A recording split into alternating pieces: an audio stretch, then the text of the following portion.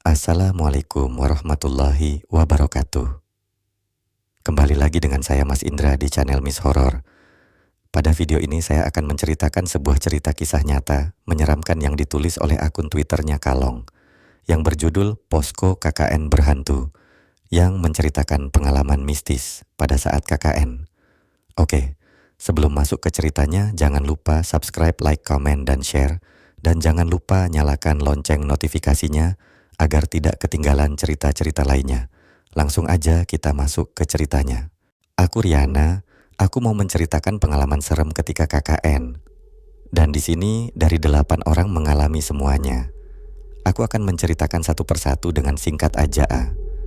H-1 kami, aku dan 7 yang lainnya memutuskan untuk berangkat ke lokasi KKN. Kenapa? Karena di samping jauh dan juga menghemat waktu agar besoknya tidak buru-buru. Estimasi berangkat waktu itu harusnya cukup 4 jam perjalanan. Tapi ternyata salah, kami hampir 6 jam perjalanan. Dan tiba di lokasi sekitar jam 5 sore. Ya mungkin karena kondisi jalan yang kurang mendukung, cuaca hujan yang membuat jalanan licin, jadi nggak bisa dilalui, ditambah kendaraan ada masalah juga. Jadi kami semua menunggu sampai ada kendaraan yang jemput dari desa KKN. Sesampainya di sana, kami langsung menuju ke posko yang sudah disediakan. Kami langsung menata barang bawaan ke posko. Kebetulan posko yang kami tempati ini agak di pojok dusun. Dan agak seremnya juga sebelum posko kami, tepatnya di seberang jalan ada rumah kosong, yang kata salah satu warga sini sudah 20 tahun gak dihuni. Tapi aku dan kelompokku gak mau bahas rumah itu. Takutnya kenapa-kenapa. Setelah Isya kebetulan kami dapat undangan untuk ikut acara yang diadakan warga di mushola. Dengan kondisi masih capek dan ngantuk, akhirnya kami putusan untuk berangkat. Kira-kira jam 10 malam, acara selesai. Nah, pas kami balik ke posko, otomatis lewatin rumah kosong itu. Pas aku jalan lewatin depan rumah, kok aku ngerasa ada yang aneh dengan rumah kosong itu. Jadi anehnya gini, pas aku lewat, ada satu titik di mana mataku nggak bisa berpaling, seolah ada sesuatu yang memaksa mataku untuk menatap lama di sana.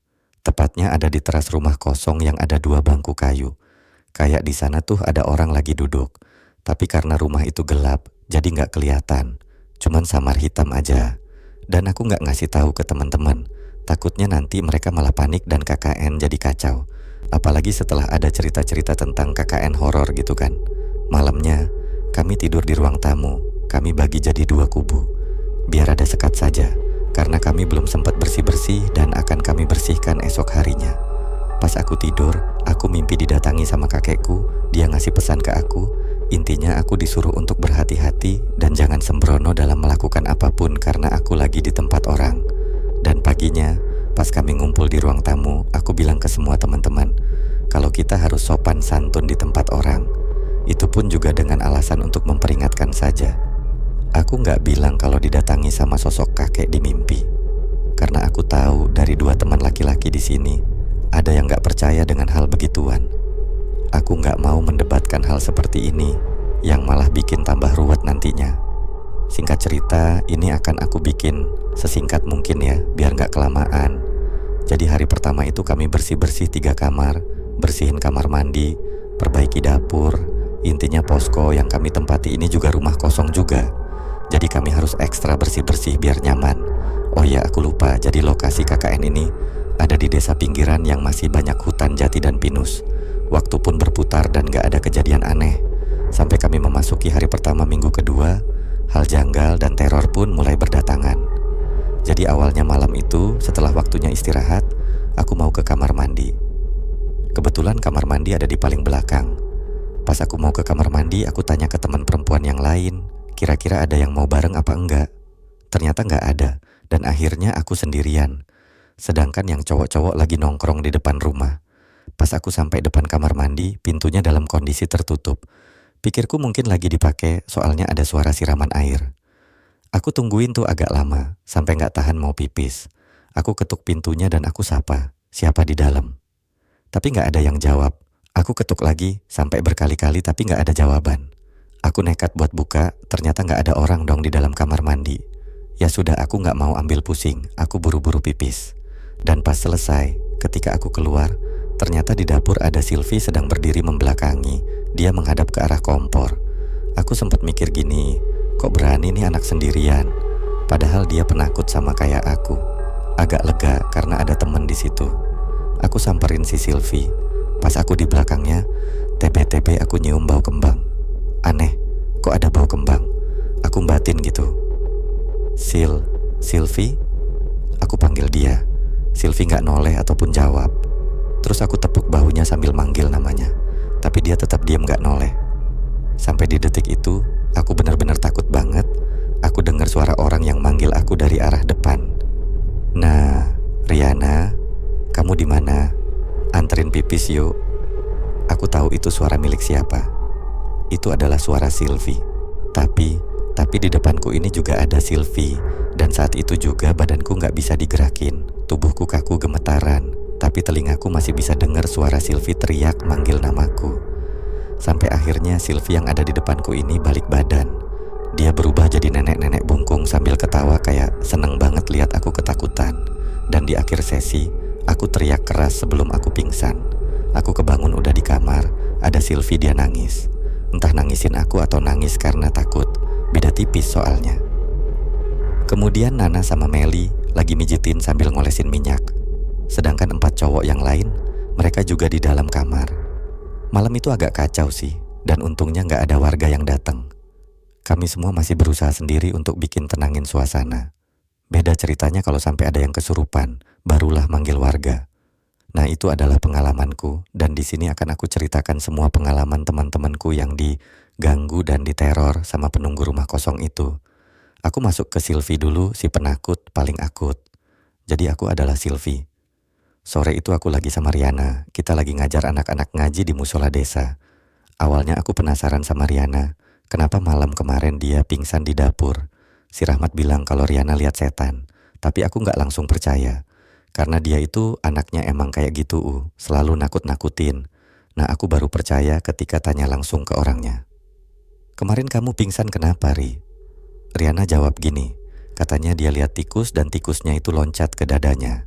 Alhasil dia pingsan. Itu jawaban yang aku harapin. Aku gak mau ada setan-setanan di antara kami. Selepas mengajar ngaji, kami lanjut untuk sholat maghrib berjamaah. Setelah itu, ya sudah bisa dipastikan kita balik ke posko untuk bikin laporan. Sudah jelas dan pasti. Nah pas kita jalan lewatin rumah kosong sebelum posko, Riana ini mendadak berhenti. Pandangan dia menatap ke arah rumah kosong itu. Sampai aku teriak manggil nama Riana, biar dia gak kebablasan jalan masuk ke sana. Tapi sialnya, teriakanku gak mempan. Dia jalan semakin masuk ke dalam halaman rumah kosong tersebut. Ya mau gak mau, aku harus ngikutin Riana. Aku takut balik sendirian juga, karena udah gelap. Pas Riana ini berhenti di depan rumah, seketika aku merinding banget. Ya gimana enggak, sudah gelap gak ada orang. Rumput ilalang setinggi lutut dan tercium aroma lembab. Ya sudah, dipastikan di sana banyak setannya kan. Aku goyang-goyang badannya Riana biar sadar, tapi gak sadar-sadar, malah pandangannya tuh kosong. Dia lanjut jalan lagi mau masuk ke rumah itu. Tapi aku tahan, lengannya aku cengkram kuat biar dia gak masuk. Sampai gak lama kemudian, pintu rumah itu terbuka dan muncul nenek-nenek bungkuk. Dia melambai-lambai, kayak nyuruh masuk gitu. Aku semakin teriak dong, Riana, sadar dong. Saking takutnya aku sampai nangis. Badan udah basah keringat, kaki gemetar. Pokoknya kalut banget. Ingin rasanya aku tuh lari ninggalin Riana. Tapi pas noleh ke belakang, gelap dan kami udah di halaman rumah. Paling sekitar 10 meteran lah jarak ke jalan. Aku masih teriak-teriak minta tolong, nangis, dan tiba-tiba plak, pipiku ditampar. Aku langsung diam aja gitu. Pas sadar, ternyata Riana. Dia bilang gini ke aku, kamu itu penakut tapi sok-sokan mau masuk ke rumah kosong. Hah? What? Aku kaget dong dia bilang gitu. Jelas-jelas aku yang lihat dia jalan mau masuk rumah kosong. Tapi kenapa malah jadi gini? Tanpa fafifu, aku tarik lengan Riana dan kita lari menuju posko. Sampai posko aku ceritain semuanya yang aku lihat barusan. Kebetulan di posko udah komplit anak-anak. Ya otomatis semua yang ada di posko pada terkejut setelah aku cerita. Nah mulai ada drama di sini. Si Rahmat dan Dani yang skeptis dengan hal begituan, sedangkan Sugeng dan Wisnu percaya. Aku sama Riana juga sempet jengkel sama Rahmat dan Dani, tapi aku putusin buat ngalah. Soalnya percuma ngomong sama mereka yang gak percayaan sama hantu. Dan malam itu pun dengan sedikit jengkel, kita putusin buat masuk kamar, sholat isya, dan lanjutin bikin laporan. Dan ternyata dengan sikap Rahmat dan Dani yang skeptis itu membuka pintu hidayah buat mereka. Hidayahnya apa? Ya mereka diganggu sama kuntilanak pas lagi nongkrong berdua di depan posko. Nanti akan ada sesi cerita si Rahmat dan Dani. Esok harinya semua berjalan sesuai rencana, bisa dikatakan mulus tanpa gangguan. Hingga masuk ke malam hari, malam di mana cinlok terjadi antara Wisnu dan Nana. Jadi ketika kami semua ngumpul di posko, lagi bikin laporan, semua terlihat sibuk. Gak ada yang bicara, gak ada yang megang HP, gak ada yang bercanda. Jadi malam itu benar-benar tenang untuk bikin laporan. Hingga gak sampai setengah jam ketenangan itu berlangsung, Wisnu yang pertama kali keluar menuju teras depan, dan selang beberapa menit kemudian Nana nyusul. Awalnya aku gak curiga, mungkin mereka suntuk dan cari angin di luar posko. Tapi kok lama-lama aku dengar suara Nana ketawa manja gitu. Penasaran dong. Aku intip dari jendela. Kebetulan mereka berdua sedang duduk di kursi kayu yang di atasnya ada jendela kaca. Nah, aku mengintip dari situ. Mereka pegangan tangan. Roman-romannya ada yang cinlok nih. Terus aku bisikin Riana. Ri, coba deh lihat dari situ. Aku nunjuk jendela. Ada yang cinlok. Riana langsung ngintip dan kita semua yang ada di dalam keluar nyorakin Wisnu sama Nana. Ya, sebenarnya selain serem ada juga ala-ala drakor di KKN ini. Seru tapi tegang juga. Tapi kami semua memutuskan untuk bertahan sampai masa KKN ini selesai. Aku gak mau karena pengalaman serem ketika KKN malah bikin kacau semuanya. Karena biaya kuliah itu gak murah dan aku gak mau kalau harus jadi mahasiswa abadi. Nah sekarang aku akan masuk ke ceritanya si paling skeptis itu, Rahmat dan Dani. Karena aku juga penasaran, soalnya waktu itu pas aku, Silvi, Nana, dan Meli balik ke posko, kami lihat si Rahmat dan Dani lari terkencing-kencing keluar dari posko KKN. Makanya kami tanyain ke mereka, kenapa sampai lari kayak orang ketakutan? Jadi aku adalah Rahmat. Dan ini cewek-cewek pada belum balik ya? Belum kayaknya. Sugeng sama Wisnu juga belum. Kenapa emang? Kagak, nanya saja. Kebetulan aku sama Dani lagi berdua di kamar. Jadi sore itu kami putusin buat balik cepet karena tugas kita udah selesai. Jadi tinggal bikin laporan. Oh ya, jadi aku dan Dani ini satu frekuensi. Kita sama-sama gak percaya dengan tahayul. Tapi semenjak kejadian itu, aku dan Dani jadi percaya kalau hantu atau setan atau apalah itu ada. Dan kita berdua menyaksikan sendiri gimana ketakutannya setengah mati. Awalnya pas kita baru aja sampai posko, ternyata mereka-mereka ini belum pada balik. Kita langsung gantian mandi dan lanjut bikin laporan, biar nanti malam bisa nyantai. Nah pas aku di kamar sendiri, sedangkan Dani lagi mandi, aku dengar ada yang ngetuk pintu sama panggilan dari arah luar. Suaranya perempuan. Aku mikirnya mungkin ini mbak-mbak desa yang tadi sempat kenalan. Karena suaranya mirip. Pas aku nyampe di depan pintu, kosong. Kok gak ada orang? Sudahlah mungkin karena capek. Karena dari pagi sampai sore tadi, aku sama Dani bantuin warga buat bersihin sungai kecil yang mengarah ke sawah. Aku tutup lagi pintunya. Pas aku jalan mau ke kamar, pintunya diketuk lagi dan ada suara gini. Mas Rahmat, Mas. Dan itu suaranya sama kayak tadi. Pas aku buka lagi, kosong lagi. Mungkin karena emosi ya, aku teriak, "Woi iseng amat, siapa sih?" Nah pas itu aku langsung masuk kamar lagi. Tiba-tiba dari arah belakang, Dani teriak-teriak, "Matt, tolong Matt." Aku langsung lari dong ke belakang. Di sana si Doni sudah ngesot-ngesot keluar kamar mandi. Karena panik, aku tarik si Dani. Terus aku senderin di tembok. "Kenapa lu, Dan?" Dia gak jawab, tapi mukanya gemeteran gitu. Cuman tangannya nunjuk-nunjuk ke arah kamar mandi. Pas aku lihat ke dalam, si anjing ada pocong tinggi banget, sampai kepalanya nekuk miring gitu karena mentok atap kamar mandi. Mulutnya membentuk O gitu, ngeluarin suara serak dan berat, O. Dan itu pertama kali aku lihat setan dengan wujud yang benar-benar bikin aku ketakutan setengah mati. Terpleset-pleset, terjatuh-jatuh, Sampai akhirnya aku bisa keluar posko KKN, ninggalin Dani di dalam. Dan gak lama dia juga nyusul keluar. Sampai akhirnya aku lihat teman-teman yang lain baru nyampe posko. Dan bisa dipastikan, si Silvi dan Riana bahagia banget lihat aku. Dan Dani ketakutan, apalagi si Dani masih pakai handuk. Tambah malu tuh, kalau kejadian yang dialami Wisnu dan Sugeng ini bertepatan ketika mereka pas perjalanan balik ke posko dari rumah Pak RT. Jadi Wisnu dan Sugeng juga bertamu ke rumah Pak RT karena sebelumnya mereka ini pernah disuruh ke rumah Pak RT untuk membahas proker yang akan mereka kerjakan. Jadi aku adalah Wisnu. Ya sudah Pak, saya sama Sugeng pamit dulu mumpung masih terang. Aku sama Sugeng pamit. Kebetulan di sini kami para KKN gak ada yang bawa motor. Jadi kalau mau kemana-mana jalan kaki. Sebenarnya di posko sudah difasilitasi satu motor sama warga, tapi lagi dipakai Nana sama Riana beli bahan makanan. Ya mau gak mau kita jalan kaki. Gak jauh juga kok untungnya.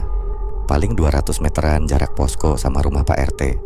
Nah pas kita lagi jalan, aku sama Sugeng mutusin buat gak lewat jalan yang lewatin rumah kosong itu. Kenapa? Ya karena kita udah tahu dan dengar cerita dari Silvi.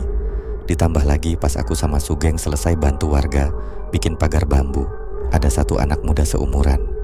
Dia ngasih tahu ke kita gini, "Mas, kalian sudah tahu belum kalau rumah kosong itu angker? Nah kan jadi paket komplit." Warga juga membenarkan keangkeran rumah tersebut. Akhirnya kita putusin buat jalan nyusurin kebun warga. Sebenarnya lebih deket tapi jalannya agak naik turun, capeknya di situ. Pas kita ngelewatin sawah warga, sebelum jalan nanjak, kita berpapasan sama bapak-bapak bawa cangkul. Kita sempet dikasih tahu gini sama bapaknya, "Mas-mas KKN ini mau kemana?" Ya tak jawab saja kalau kita mau balik ke posko. Terus bapaknya bilang gini, "Mbok baliknya lewat jalan sana aja mas. Ini sudah mau maghrib loh, gelap nanti di dalam sana." "Hehe GPP pak, kita mau sekalian jalan-jalan aja. Siapa tahu nemu lahan yang bisa dibikin apa gitu pak." "Ya sudah mas, nanti kalau dengar ada yang manggil-manggil jangan nengok ke belakang ya, langsung lari saja." Lah kok malah jadi gini? Niatnya nyari jalan pintas malah nemu jalan yang lebih ngeri lagi. Ya aku sama Sugeng cuman ngangguk terus pamit. Dan bapak itu cuman geleng dua pas kita masuk ke dalam kebun warga.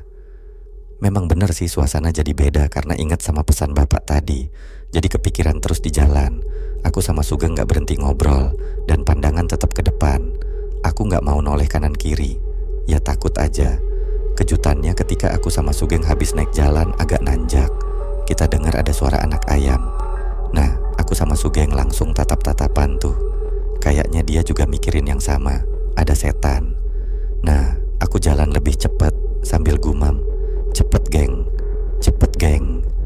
Pas setelah turunan, kita agak lega karena di depan udah kelihatan posko KKN. Kita pelanin jalannya sambil ngatur nafas.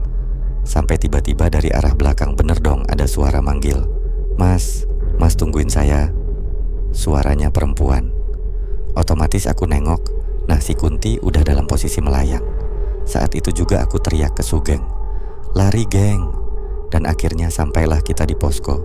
Untungnya aman, gak diikutin sampai posko. Dan untungnya lagi di posko sudah lengkap. Aku gak langsung cerita ke yang lain. Dan setelah selesai mandi, aku dan Sugeng ikut gabung di ruang tamu buat bikin laporan. Balik lagi ke aku Riana. Sebenarnya kalau diceritain semua bakal panjang. Jadi ini aku singkat di bagian seremnya aja. Sampai si Silvi dan Nana pun sempat putus asa ketika banyak gangguan di posko. Mereka kekeh mau balik. Katanya biarin ngulang daripada gak tentram kayak gini. Tapi ya setelah kami tenangin sampai mulut berbusa-busa, akhirnya mereka luluh dan mau nerusin sampai selesai. Masa gara-gara 2 orang harus ngorbanin 6 lainnya? Kan gak banget ya. Yang terakhir dari Nana dan Meli, ini kejadian di posko dan paling menghebohkan. Sampai warga ikut bantuin. Apa coba? Kesurupan. Ini pakai sudut pandang Nana ya, karena dia ngelihat sendiri gimana si Meli kesurupan. Aku adalah Nana. Jadwal hari itu padat banget. Sampai kita baru bisa istirahat itu jam 7 malam. Mungkin karena kecapekan si Meli ini sampai kesurupan. Jadi ceritanya gini. Setelah selesai dari tugas, aku sama Meli mutusin buat langsung balik ke posko. Kita langsung bersih-bersih mandi dan langsung mau tidur. Nah awalnya aku belum tahu sebab akibat Meli kesurupan. Pas aku, Riana, Silvi, dan Meli di kamar. Si Meli ini ngeluh kalau perutnya sakit. Dia minta buat anterin ke kamar mandi. Pas aku nganter ke kamar mandi, dia nyeletuk. "Nah, aku mens nih. Kamu bawa pembalut gak?" Kata Meli pas dia udah di dalam kamar mandi. Ya aku jawab aku gak bawa. Terus Meli tak suruh nunggu bentar. Aku tanyain ke Riana atau Silvi, siapa tahu mereka bawa. Pas aku tinggal sebentar buat mastiin ke yang lain, ternyata Riana bawa pembalut. Aku bawa satu buat Meli. Sesampainya aku di depan kamar mandi, aku panggil tuh si Meli. "Tok, tok, Meli. Ini ada nih, bukain pintunya." Agak lama tuh gak direspon. Aku ulang lagi manggil Meli, masih sama gak direspon. Sampai TB-TB aku denger si Meli ini ketawa ketiwi sendiri. Terus aku bilang, "Jangan bercanda deh Mel, gak lucu." Tapi diresponnya itu ketawa lagi. Ya karena aku juga takut, aku teriak manggil yang lain. Mereka terus pada datang. Si cowok-cowok ini buru-buru maksa buka pintunya, sampai pintunya jebol tuh. Dan si Meli lagi apa coba? Dia lagi duduk di pinggiran bak mandi sambil nyisir rambut gitu. Seremnya lagi, suara ketawanya Meli ini beda. Kayak bukan Meli. Rahmat, Dani, Wisnu, dan Sugeng langsung masuk buat mastiin. Ternyata Meli kesurupan. Akhirnya mereka berempat berbondong-bondong ngangkat tubuh Meli yang ternyata beratnya melebihi apapun. Sampai mereka berempat kewalahan, tapi syukurnya bisa sampai dalam kamar. Dan pas di dalam kamar itu, darah haid si Meli ngalir deras banget coba. Sampai nembus celananya dan ngenain kakinya. Kita semua panik dong. Apalagi si Meli masih dalam kondisi yang sama, nyisirin rambutnya sambil duduk. Entah ide dari mana, si Wisnu langsung muter murotal yang ada di YouTube. Pas lantunan surat Quran itu terdengar keras di kamar, si Meli langsung menatap kami bertujuh bergantian sambil nunjuk-nunjuk gitu. Dia juga bilang gini, "Aku suka sama anak ini, darahnya wangi." Ya sontak bikin kami tambah panik dong. Sampai akhirnya dia berdiri sambil melotot gitu. "Aku mau ngajak anak ini pulang ke alamku, hihihi." Kemudian Rahmat langsung lari keluar, dia minta tolong ke warga. Gak lama Rahmat balik sambil bawa beberapa warga, salah satunya sesepuh desa. Kata simbahnya wajar soalnya si Meli ini hari pertama haid dan darahnya banyak, makanya penunggu posko dan demit yang ada di luaran sana pada tertarik sama darah si Meli. Mencekam banget itu suasana malam itu, sampai geger, kayak lagi ada konser aja ah.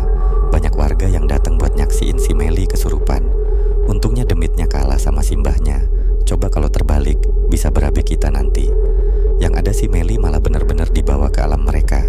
Setelah itu, selang 1 jam, Meli akhirnya sadar. Dia bangun dengan agak sedikit bingung, karena pas dia bangun, sudah banyak warga yang mengerubungi. Gak kerasa, akhirnya waktu yang dinanti pun tiba, alias KKN selesai. Tepat 30 hari kami mengabdi kepada masyarakat. Banyak suka dan dukanya, tapi lebih dominan keseramnya. Pukul 1 siang, kami dijemput oleh pihak kampus dengan menggunakan elf. Kami juga bangga dan bahagia bisa bertemu dengan masyarakat dusun ini. Banyak pelajaran juga yang kami dapat dari sini. Dan di sesi ini ditutup dengan si Wisnu nembak Nana di dalam elf pas perjalanan balik. Tapi kasihan nasib Wisnu, dia ditolak Nana dengan alasan belum mau pacaran. Weka kasihan Wisnu sudah di PHP. Semoga setiap jengkal yang kita pijak, kita selalu dihadiri rasa syukur atas segala kejadian yang tersaji. Karena Allah akan selalu memberikan kita nikmat di setiap langkah kehidupan kita. Aku Riana, mewakili semua teman-temanku. Terima kasih sudah mau mendengarkan kisah kami ketika KKN tahun lalu. Semoga bisa menghibur. Wassalamualaikum warahmatullahi wabarakatuh.